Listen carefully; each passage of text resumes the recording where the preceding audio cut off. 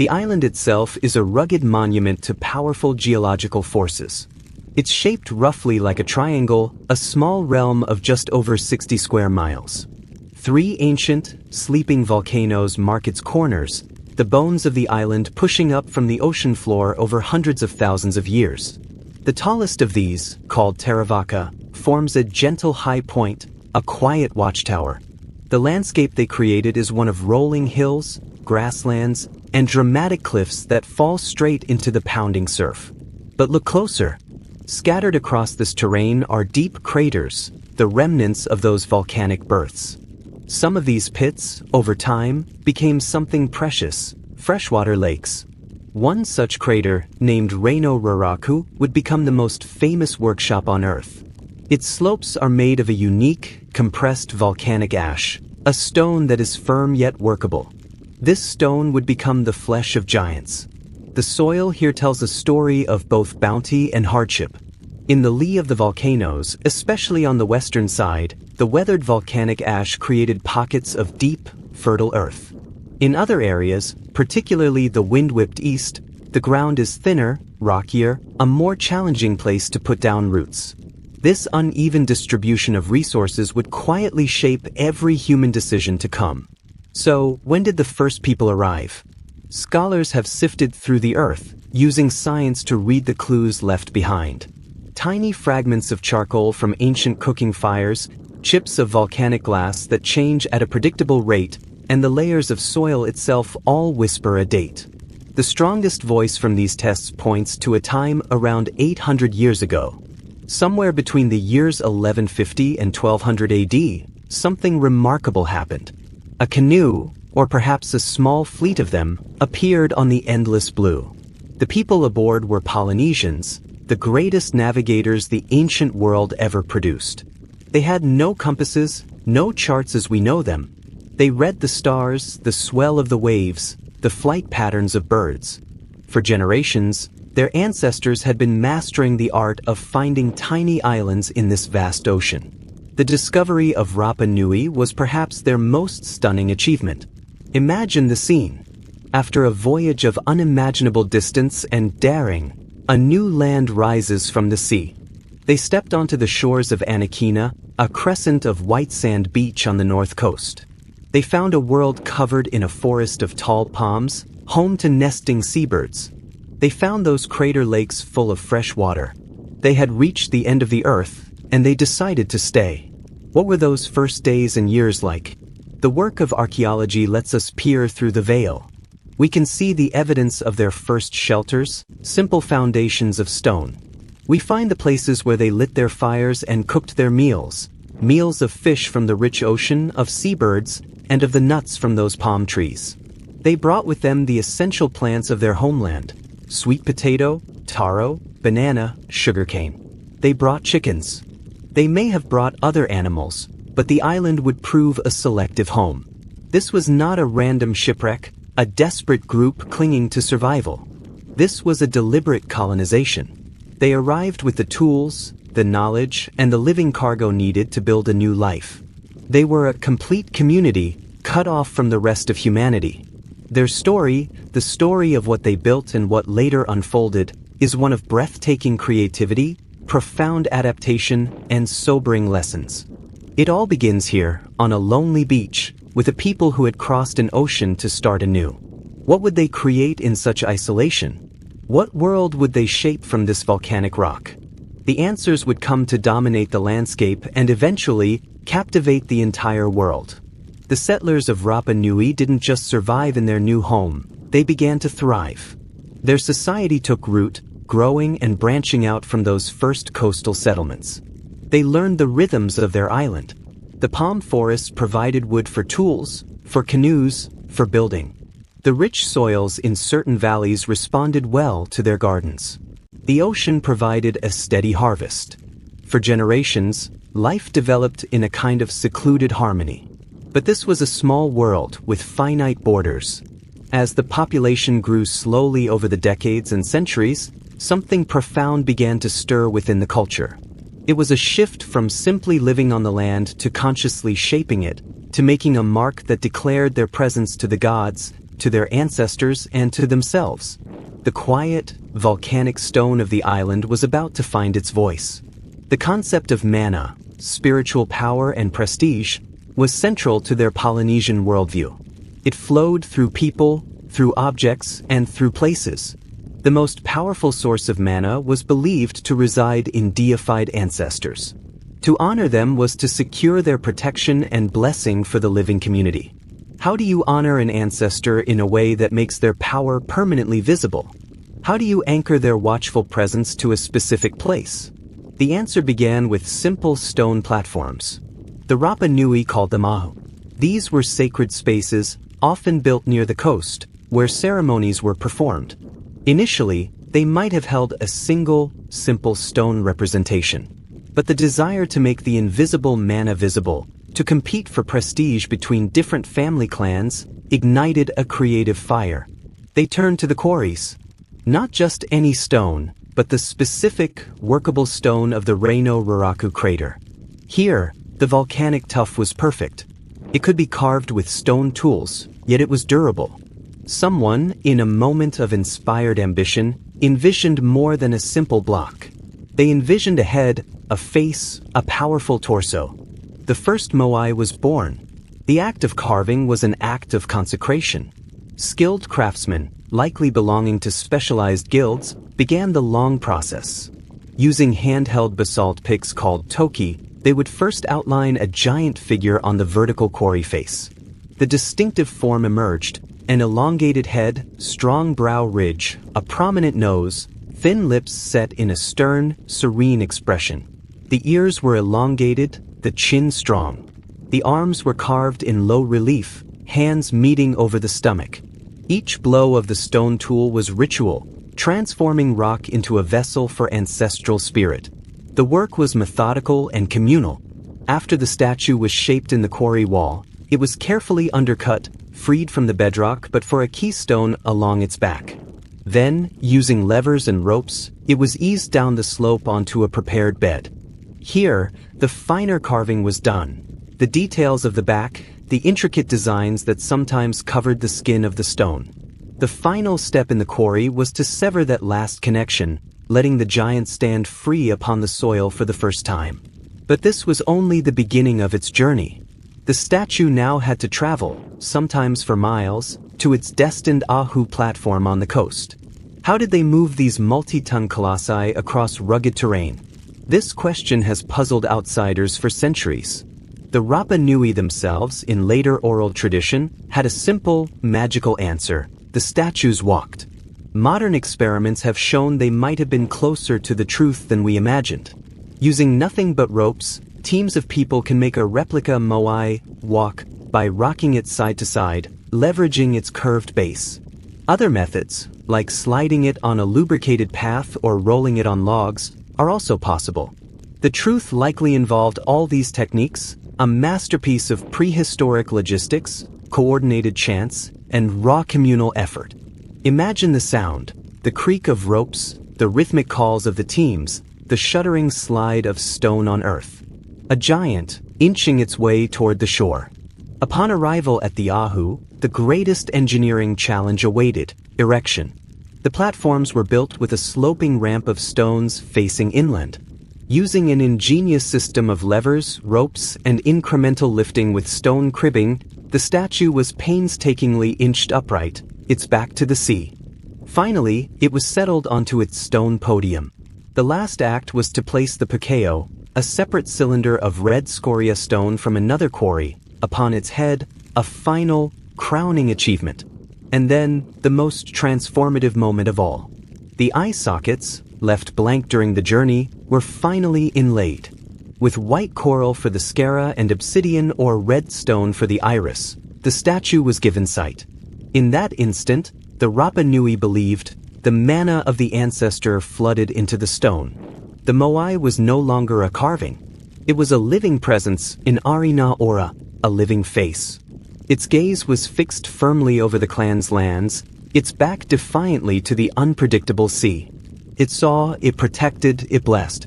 What must it have felt like to stand before such a being, to feel the weight of that stone gaze? The age of the giants had truly begun. With the method perfected, the island entered its most dramatic phase. The quiet quarry at Reino Raraka hummed with constant activity. Generation after generation, the rhythm of carving continued. The statues grew in size and number, becoming the central project of the entire society. This was not a hobby, it was the cultural engine of Rapa Nui. The social structure organized itself around this monumental task. The island was divided into territories, each controlled by a different clan or mata. These clans traced their lineage back to different founding ancestors. Competition between them was fierce, but it was a competition expressed not through warfare, but through construction. Your clan's prestige, its spiritual credit, was measured in the scale and quantity of your moai. A larger statue required more resources, more coordinated labor, and demonstrated greater favor from the ancestors. It was a peaceful arms race in stone. This competition drove innovation and demanded incredible organization. Think of the logistics.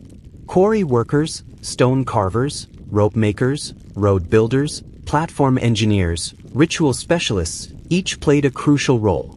Food had to be produced and distributed to support these non-farming specialists. This level of social coordination suggests a highly structured society with clear leadership. A class of chiefs, the Ariki, held both political and sacred authority, while priests oversaw the complex ceremonies that sanctified every step. The landscape itself transformed under this collective purpose. Processional roads, called aramoai, radiated out from the quarry like spokes. The island's interior echoed with the sounds of industry.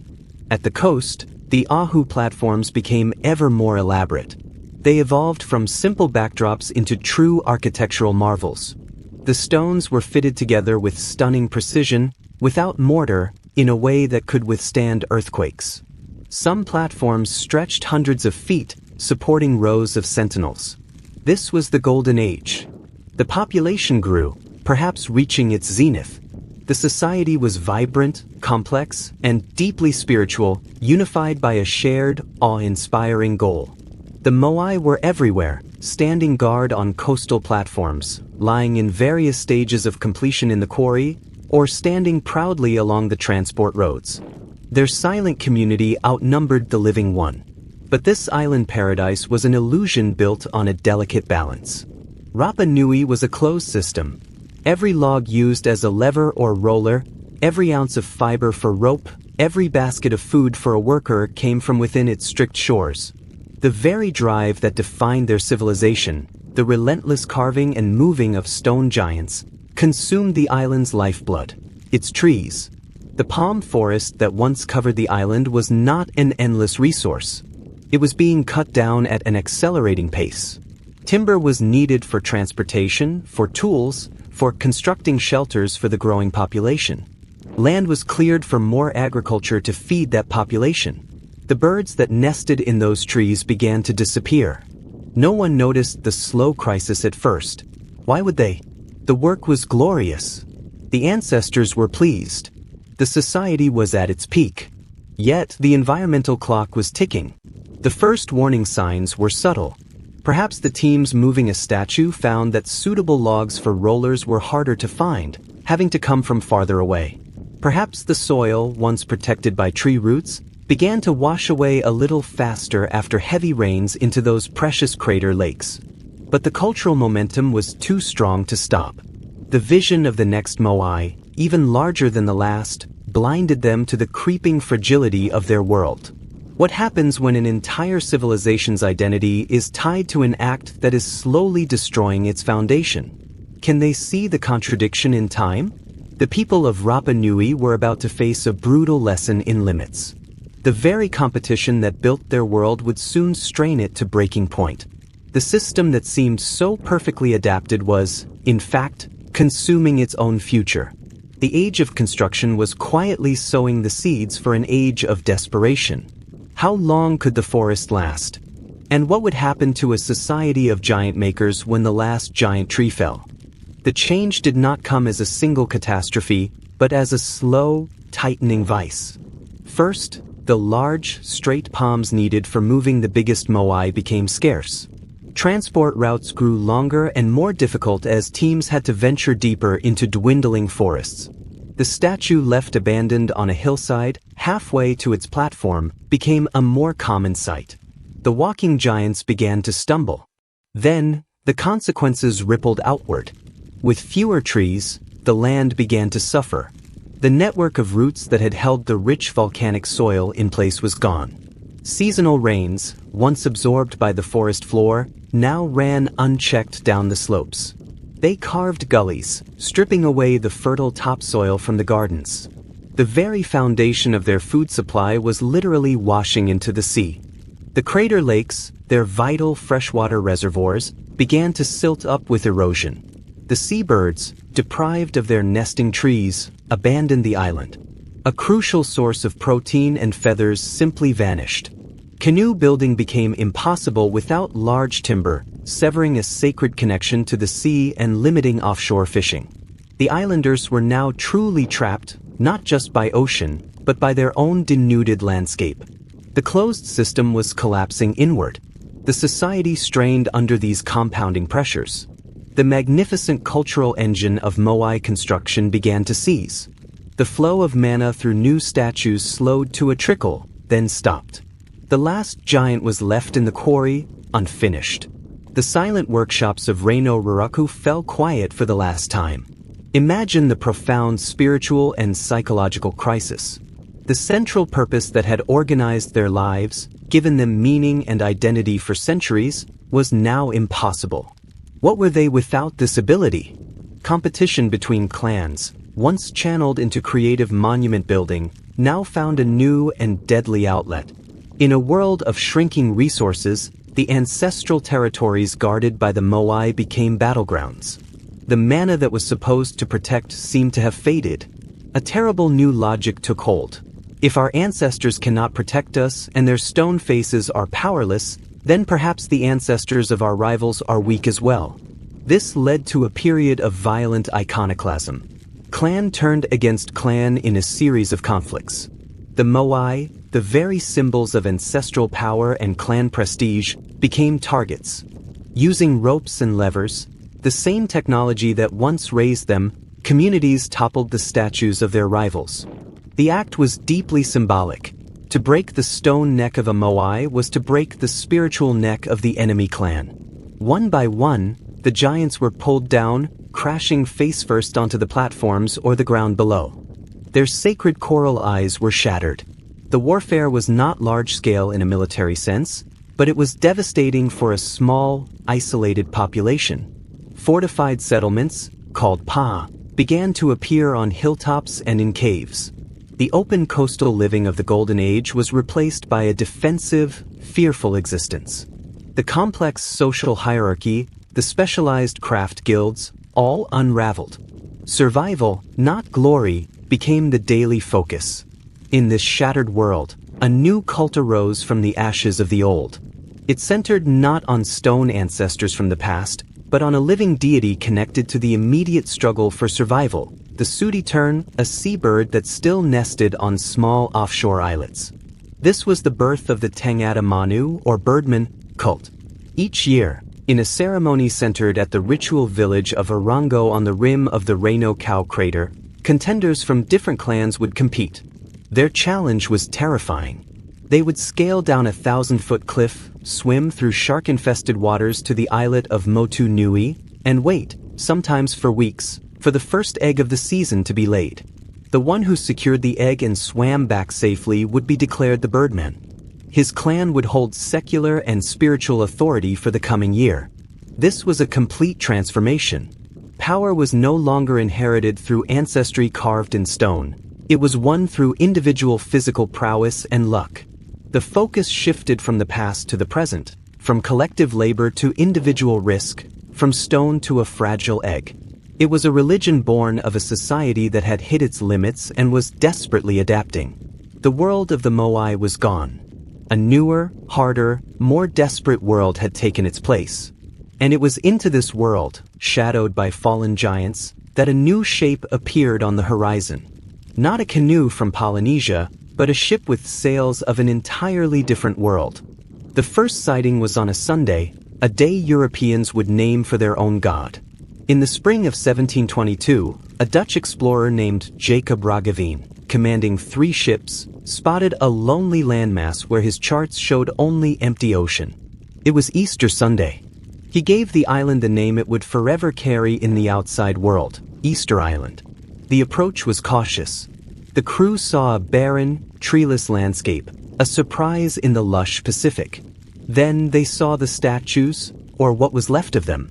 Through their spyglasses, they observed the fallen moai on their platforms, and the countless others still standing sentinel in the distant quarry. Their journals recorded sheer astonishment. How could a people with such primitive, reed-based boats, living on such an impoverished rock, have created such monuments?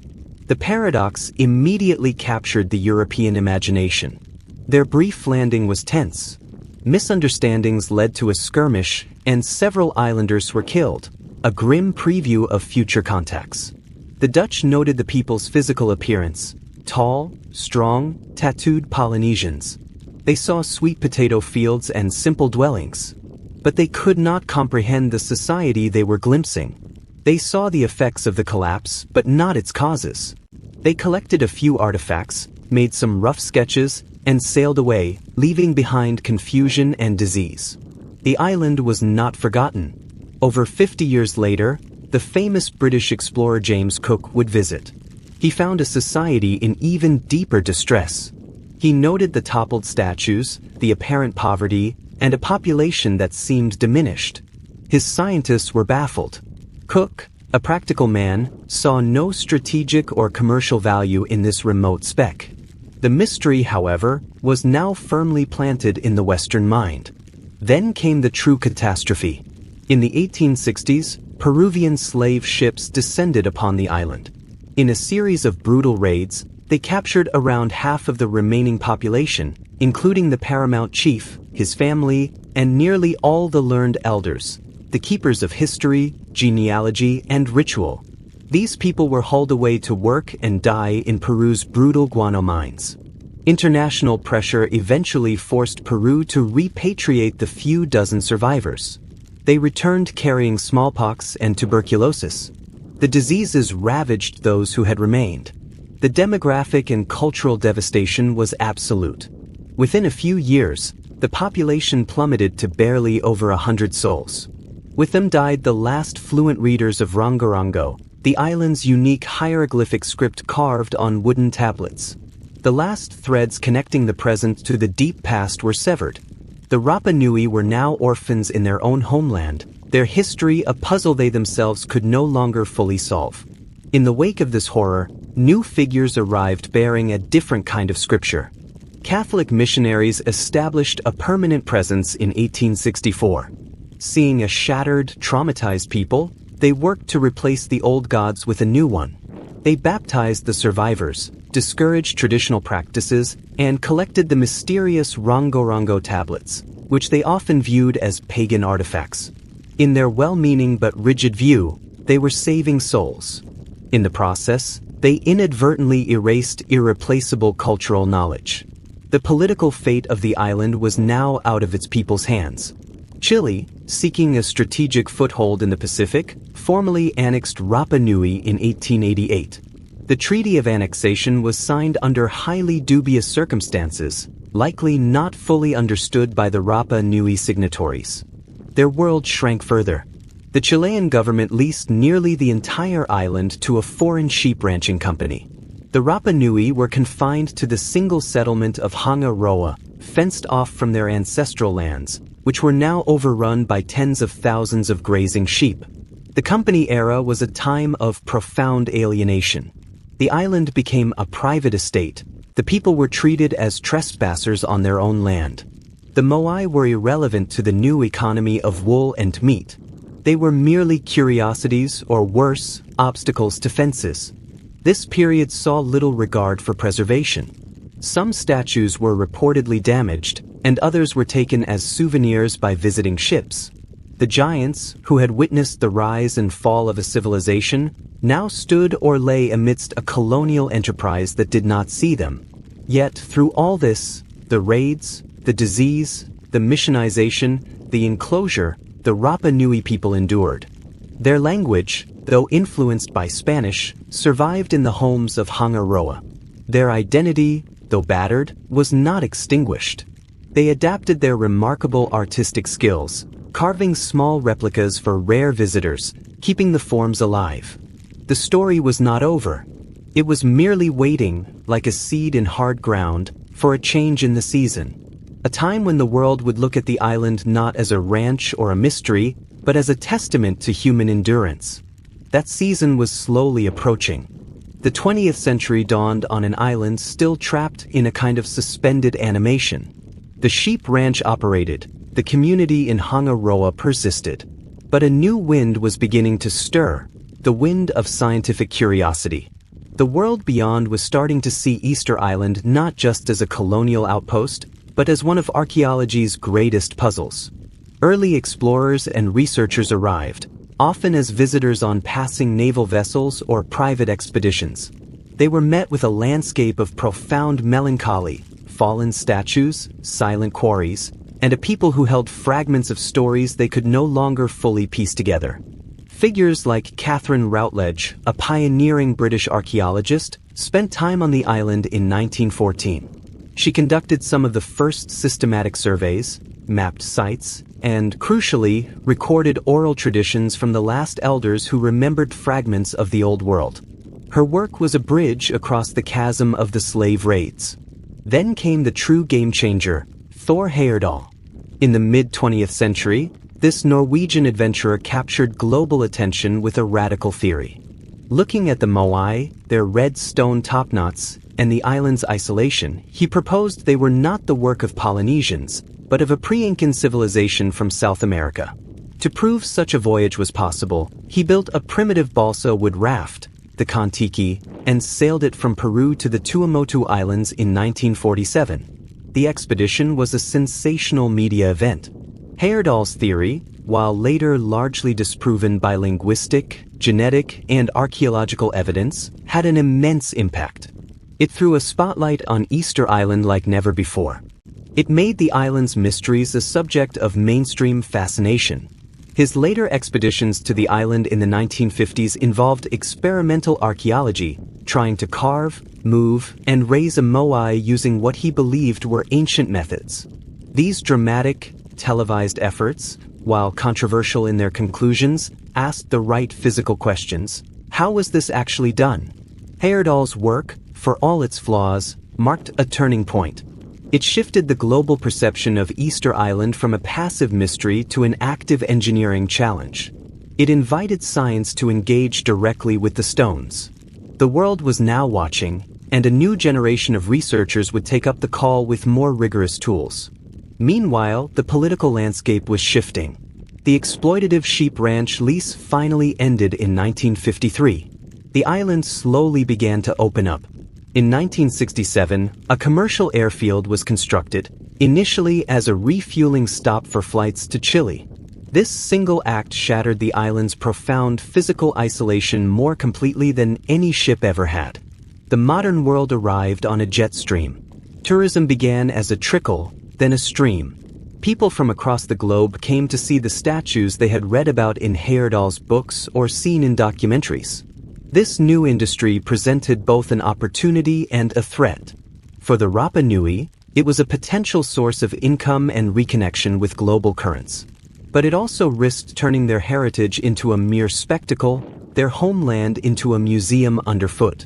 The Chilean administration began to change, slowly and often inadequately, in response. The Rapa Nui were granted Chilean citizenship. The island's status evolved from a private estate to a province, then to a special territory. The people of Hangaroa started to reclaim a voice in their own destiny, advocating for land rights, cultural respect, and a share in the tourism economy. Amidst this social change, archaeology was undergoing its own revolution. The focus moved from grand theories to meticulous science. Researchers began using radiocarbon dating on charcoal from ancient cooking fires. They analyzed pollen cores from the crater lakes, reading the history of the island's vegetation like a book. These tools told a new story, not of South American settlers, but of Polynesian pioneers who arrived around 1200 AD, and of an ecological transformation that unfolded over centuries. The fallen moai began to be studied not as dead idols, but as artifacts holding clues in their tool marks, their chemical composition, their placement. The narrative of a single, sudden ecocide, where people foolishly destroyed their own environment, was being questioned. The story was becoming more complex, more human, and more tragic. It was a story of adaptation, success, pressure, and difficult choices made within the confines of a tiny, fragile world. The island stood at a crossroads between its traumatic past and an uncertain future. The giants were still silent, but now they were surrounded by new questions. Could science truly recover what had been lost? Could the Rapa Nui people reclaim their narrative? And how could this fragile place handle the gaze of a curious world? The next chapters would be written not just in research papers, but in the ongoing life of the community itself. The final decades of the 20th century saw the mystery of Easter Island transition from the realm of adventurers to the domain of scientists. Laboratories and computers became as important as shovels and brushes. The quest was no longer just to wonder how, but to understand why and when with precise detail. One of the most significant revelations came from deep within the island's crater lakes. Scientists extracted long cores of sediment, layer upon layer of mud accumulated over millennia. Within these cores was a hidden archive, fossilized pollen. By analyzing these microscopic grains, they could reconstruct the island's vanished forests. The data painted a stark picture, a lush palm woodland that slowly, then rapidly, disappeared between the years of human arrival and about 1650. This wasn't a sudden event, but a centuries-long process. Simultaneously, radiocarbon dating became more refined. By testing short-lived materials like seeds and nutshells from clearly defined archaeological layers, researchers built a more accurate timeline. It confirmed the Polynesian arrival around 1200 AD, showed the peak of moai construction between 1300 and 1500, and revealed that the statue work had ceased before European contact. The collapse was an internal event, but perhaps the most dramatic physical discovery was yet to come. For centuries, visitors to the Rapa Nui quarry had seen the famous heads protruding from the slopes. The assumption was that they were just that, heads, perhaps buried to the shoulders. Then, in 2012, an archaeological team decided to excavate around the base of two of these quarry figures. What they found astonished the world. The heads had bodies. Elaborately carved, full torsos lay buried in the hillside, covered by centuries of erosion and sediment. They bore intricate petroglyphs, carvings of crescent shapes, paddle symbols, and other designs previously unknown. This changed everything. It meant the known moai were taller, required more material, and represented even greater labor than anyone had calculated. It also meant the quarry was a kind of showcase gallery, with completed statues standing proud before their journey. The silent sentinels of Rapa Nui were not abandoned failures. They were a permanent installation, a community of giants waiting for a call to move that never came. Meanwhile, the transportation debate received a jolt of fresh energy. Archaeologists Terry Hunt and Carl Lippo conducted a now famous experiment. Rejecting the log-rolling method that required vast timber, they focused on the oral tradition. The statues walked. With a team of just 18 people, using 3 strong ropes, they demonstrated how a replica moai could be walked upright by rocking it side to side, pivoting on its curved belly. The statue seemed to swagger forward with a human-like gait. It was a compelling, elegant solution that matched the legends and required minimal resources. It suggested the ancestors might have been telling the literal truth all along. These scientific advances did more than answer old questions. They fundamentally humanized the Rapa Nui story. The narrative shifted from a simplistic parable of ecocide, a people too stupid to see the cliff they were marching toward, to a more nuanced tragedy of success. Their society wasn't inherently self-destructive. It was brilliantly adaptive. They developed stone mulching to conserve soil moisture, built elaborate rock gardens to boost crop yields, and created a social system that mobilized labor for monumental works of spiritual significance. Their downfall was not stupidity, but the inevitable constraints of a small, closed system. They were victims of what we now call the tragedy of the commons. In a competitive environment where each clan's status was linked to erecting larger moai, the shared resource, the forest, was consumed for a greater and greater good until it was gone. There was no malicious intent, only a cultural imperative that gradually outstripped ecological reality. They were, in a way, too successful for their own island. This revised understanding carried a powerful and sobering message for the modern global community. Easter Island is a microcosm of our planet, an isolated system with limited resources. The Rapa Nui couldn't leave when times got tough. There was nowhere to go. Their story holds up a mirror, asking us if we, on our own planetary island, are wiser than they were. Can we see the shared resources we are consuming in the name of progress and status? The giants now seem to be asking a question not of the past, but of our future. As the science deepened, another profound layer of the mystery demanded attention: the Rongorongo script. Scattered across museum collections in the world were 24 fragile wooden tablets, covered in tiny, meticulously carved symbols. Birds, fish, human figures in contorted poses, celestial shapes, all arranged in neat lines.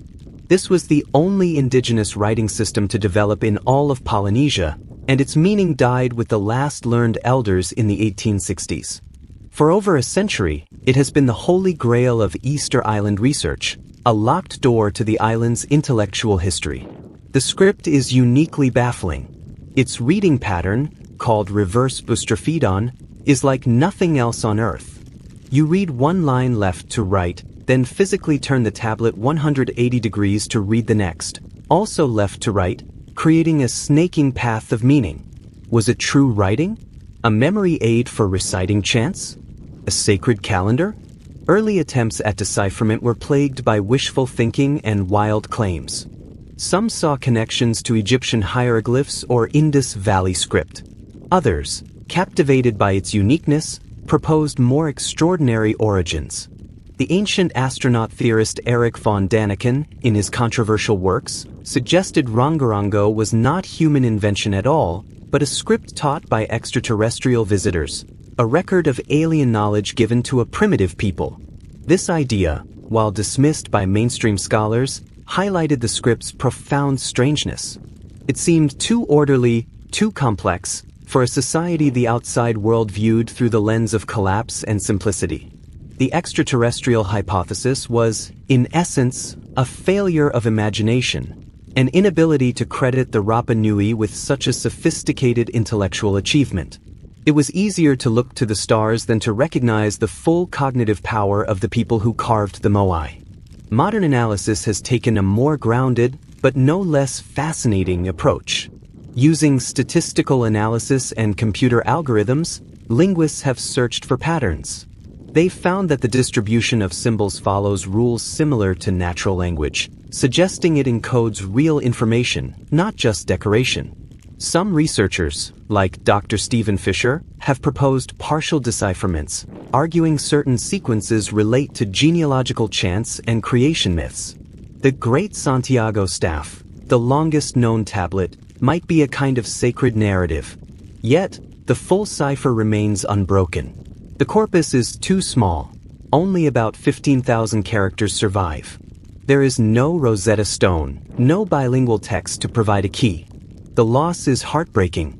Those tablets are silent libraries. Within them may lie clan histories, navigational knowledge, ceremonial prayers, and philosophical concepts. The voice of Rapa Nui civilization itself, muted forever. This unresolved puzzle keeps the past tantalizingly alive.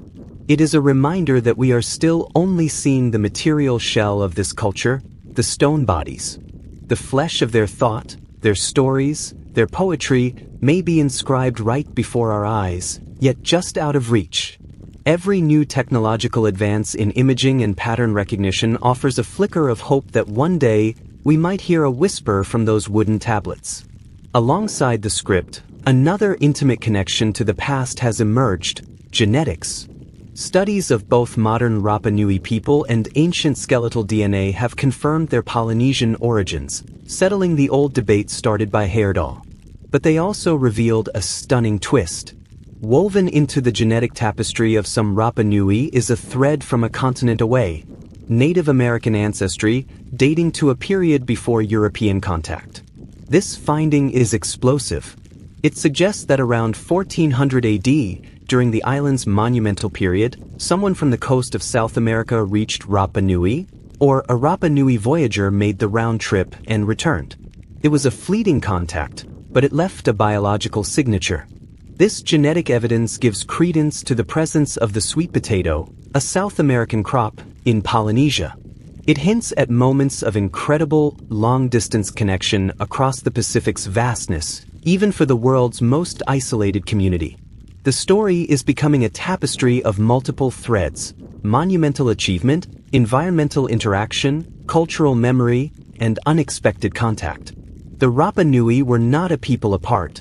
They were participants in the human saga, facing universal challenges in an extreme laboratory. Their isolation makes their choices stark, their achievements clear, and their lessons powerful. But what of their descendants today? How does a community live alongside such a monumental past, under the global spotlight, in the 21st century? The final acts of the Easter Island story are not etched in stone. They are being written now, in the vibrant, complicated present of Hangaroa. The past is no longer just buried in the ground. It walks alongside them every day. Today, Easter Island is a place of powerful and sometimes painful juxtaposition. The ancient Ahu platforms look out over the Pacific, while the small airport receives daily flights from Santiago, Chile, over 2,000 miles away. The quiet manna of the Moai now contends with the hum of tourist buses and the click of camera shutters. For the Rapa Nui people, the modern chapter is about navigating this collision of worlds and reclaiming their story. Tourism is the island's double-edged sword. It provides the economic lifeblood for the community of Hangaroa, which has grown to several thousand. Hotels, restaurants, and tour guides offer livelihoods. The global fascination with the Moai brings the world to their doorstep. But this attention comes at a cost. The fragile archaeological sites face wear and tear from thousands of footsteps. The very act of loving the island to death is a real concern. How do you preserve the profound silence necessary to feel the presence of the giants when that silence is constantly broken? The Rapa Nui are not passive spectators in this drama. There is a powerful cultural and political awakening. For decades, they were confined, their movements restricted, treated as second-class citizens in their homeland. The era of the sheep ranch is a living memory for elders. Now, there is a determined movement to regain control, not just of the tourism economy, but of their heritage and their future. The word sovereignty is spoken quietly, then more firmly. The demand is for genuine self-determination within the Chilean state. The focus is on land rights. The entire island, they argue, is not Chilean government property to be managed from afar, but the ancestral territory of the Rapa Nui nation. Protests and negotiations have led to the gradual return of some lands from government control to indigenous administration. It is a slow, complex process, but it is a reclaiming of identity rooted in the very soil where the Moai stand. This reclamation extends into the cultural sphere. There is a vibrant revival of language, dance, music, and tattooing. Young people are learning the old chants and the stories that survived. The annual Tupti Rapa Nui Festival is a spectacular 2-week celebration of this living culture, with traditional competitions, body painting, and music that pulses through Hangaroa. It is no longer a performance for outsiders, but a powerful affirmation for themselves. The past is not a museum exhibit, it is a source of strength and pride. Even the most sacred sites are being reinterpreted through this lens. At the ceremonial village of Orango, where the Birdman cult once held sway, Rapa Nui guides now explain their history on their own terms. They speak of their ancestors not as superstitious idol worshippers, but as ingenious people who adapted their beliefs to survive a crisis. The narrative is shifting from one of mysterious collapse to one of continuous resilience. Conservation has become a paramount, urgent concern, led by the community. The challenges are immense. The Moai are under threat from more than just tourists. Climate change brings stronger storms and rising sea levels, eroding the coastal platforms. Lichen and weathering slowly eat at the soft volcanic tuff. Modern conservationists use 3D scanning and drones to monitor every crack and shift, blending cutting-edge technology with ancient stewardship. The goal is not to freeze the island in time, but to responsibly shepherd its treasures into an uncertain future. Perhaps the most profound modern relationship is the one between the people and the Moai themselves. For the outside world, they are enigmatic artifacts. For many Rapa Nui, they remain Tupuna ancestors. There is a deep spiritual and emotional connection that transcends archaeology. The successful restoration of an ahu, like the magnificent Ahu Tongariki with its 15 towering statues, is not just a technical victory, it is a healing. It is righting a wrong from the clan wars, re-establishing a sacred order. Yet, living with such a famous past has its shadows. The pressure to be authentic for tourists can feel constricting. The gaze of the world can be intrusive. And the haunting legacy of the collapse, the story of a society that failed to live within its limits, hangs in the air as a silent warning for our global society. The Rapa Nui today carry the weight of being symbols, while also striving to be simply a people with a future. What does the future hold for this remote island? The path is being charted between preservation and progress, between global interest and local control. The silent stone giants do not offer answers, but they provide an anchor, a timeless reminder of where this story began, and of the incredible, enduring people who wrote its first and most dramatic chapters.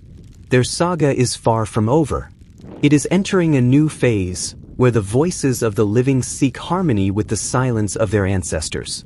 To truly understand Easter Island's place in the world, we must zoom out from its shores.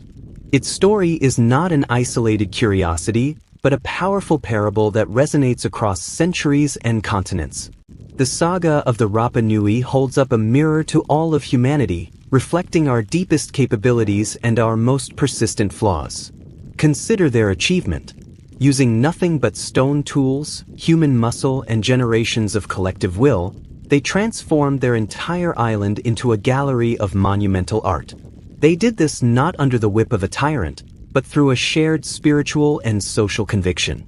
The Moai are a testament to what human communities can accomplish when unified by a powerful vision. They represent cooperation, engineering genius, and an artistic sensibility so refined it could impose harmony on volcanic rock.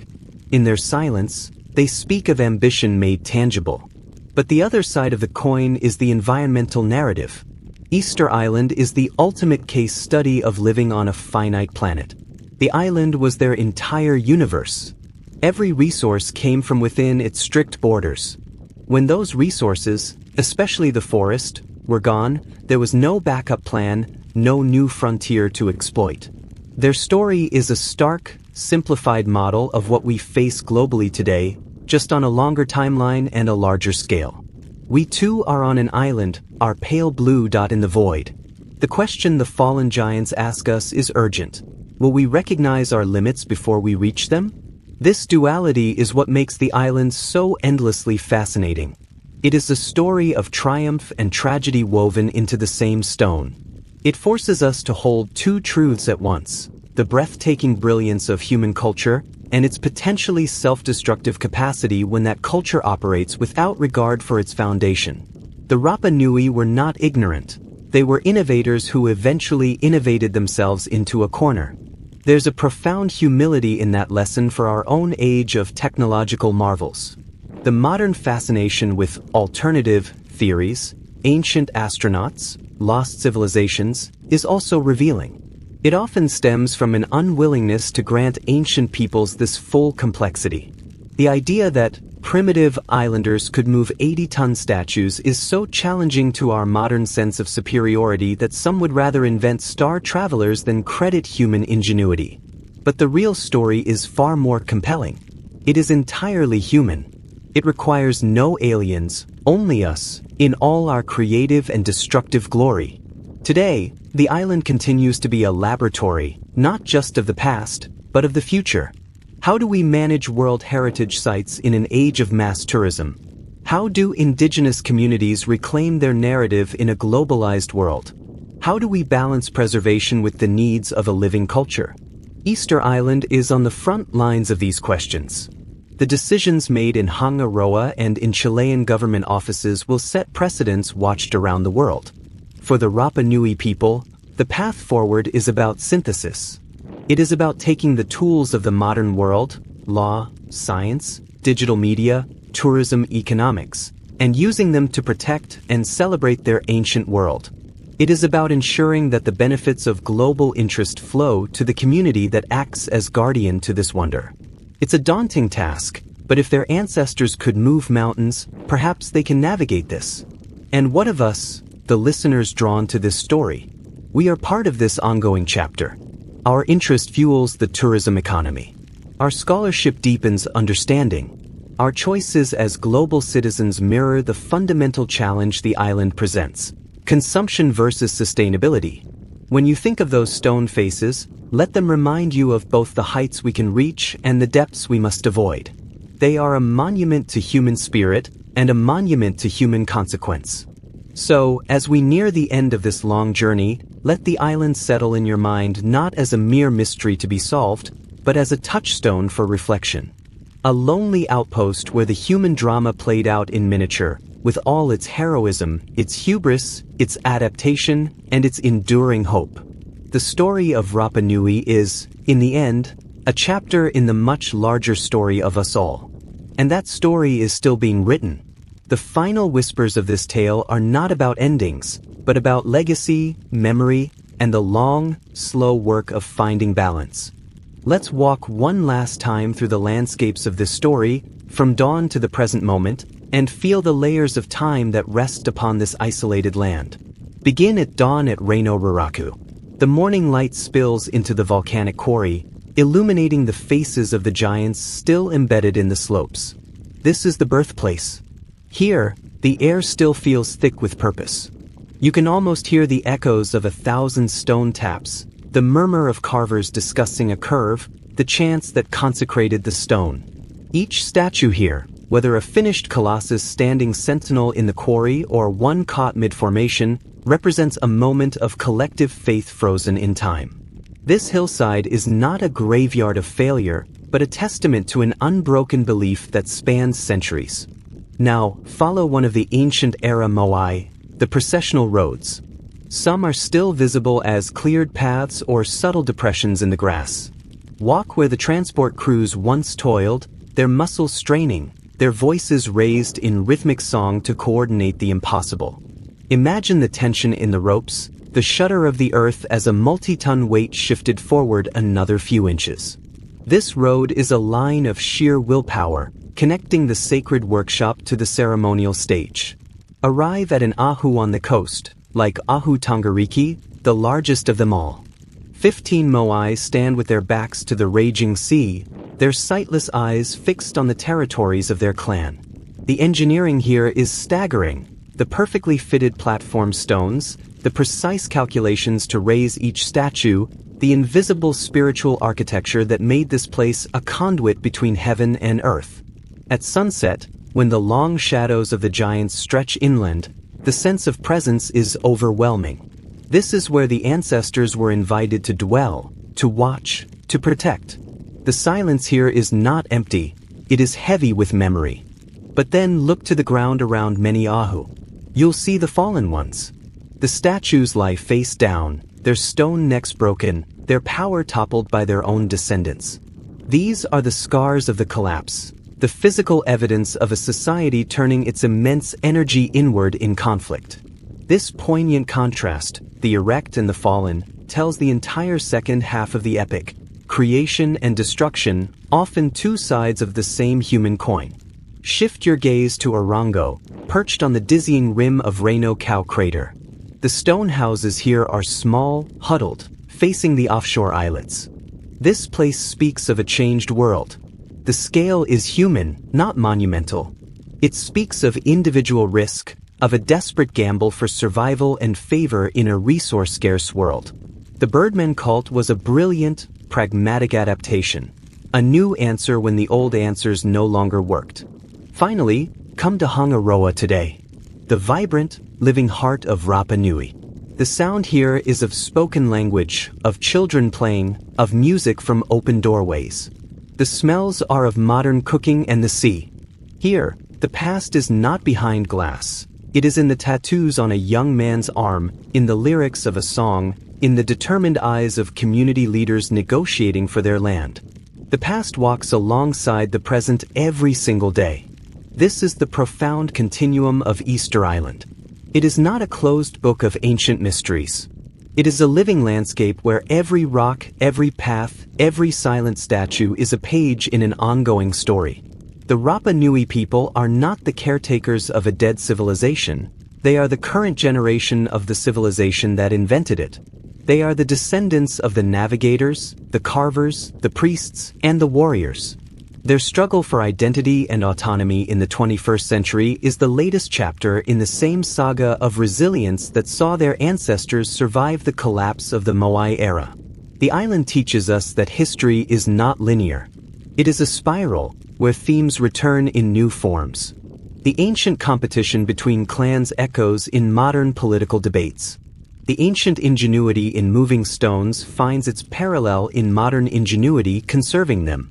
The ancient connection to the land is the foundation of the modern land rights movement. So when you think of Easter Island, don't just think of a riddle. Think of a conversation. A long, slow conversation between a people and their place in the world.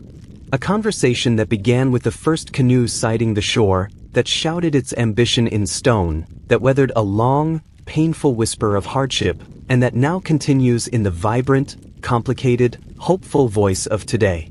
The giants may be silent, but the island is not. It is still speaking if we know how to listen, and its message is for all of us. As our journey across the ocean of time draws to a close, let the final image be one of quiet perspective. Picture the island from high above, as a voyaging bird might see it, or as it appears on a map, a tiny, triangular speck in the immense, blue vastness of the Pacific. From this distance, the roads are invisible, the houses of Hangaroa mere dots. But the Moai, in their rows and groups, endure as the island's signature, a human mark made against incredible odds. Their story is not a warning from a foolish, bygone people. It is a testimony from our own human family, left on the world's most remote porch. It tells us we are capable of the extraordinary, of navigating trackless seas, of forging community in isolation, of dreaming in stone. But it also whispers that our greatest creations demand the wisest stewardship. The Rapa Nui didn't fail because they were different from us. Their story lingers because they were so profoundly the same. They faced, in microcosm, the central challenge of our age, balancing ambition with sustainability, the sacred with the practical, the legacy of the past with the needs of the future. For us, the listeners wrapped in the modern world, the island offers a gift of clarity. Stripped of modern complexity, its history lays bare the fundamental arcs of civilization, exploration, innovation, peak, strain, adaptation, and resilience. It allows us to see these patterns in their pure form. In the silence that follows the story, ask yourself, where in our world do we see these same arcs unfolding? Where is our shared forest that we are consuming for our monumental projects, be they physical, economic, or social? The enduring enigma of Easter Island, then, is not how they carved the statues, but why their story moves us so deeply. It is because we see ourselves in them. We see our own drive to create, to honor, to compete, and to belong. We see our own vulnerability to the very systems we build. The stone faces are mirrors. They reflect back not alien visitors or lost super-civilizations, but the enduring, beautiful, and fragile human spirit. Remember this. The most incredible voyage was not made of wood and sail, but of courage and stars, bringing the first people to this lonely shore. And remember this too, the most profound monument is not the statue that stands, but the unbroken will of a people who, against all tides of history, kept their identity alive. For the Rapa Nui, the future is a path they walk with the wisdom of their past as their guide. For the rest of us, their island remains a beacon, a distant, solemn light that asks us to consider our own course. It reminds us that we are all navigators on a finite sea, charged with the care of our own world. Thank you for drifting through this complete history with Sleepy Owl. We hope it has been a journey of wonder, reflection, and rest. If you found solace in this deep dive into time, consider subscribing to our channel for more journeys to the quiet places of history. Let the story of the giants linger in your dreams, a gentle reminder of human grandeur and humility. Good night.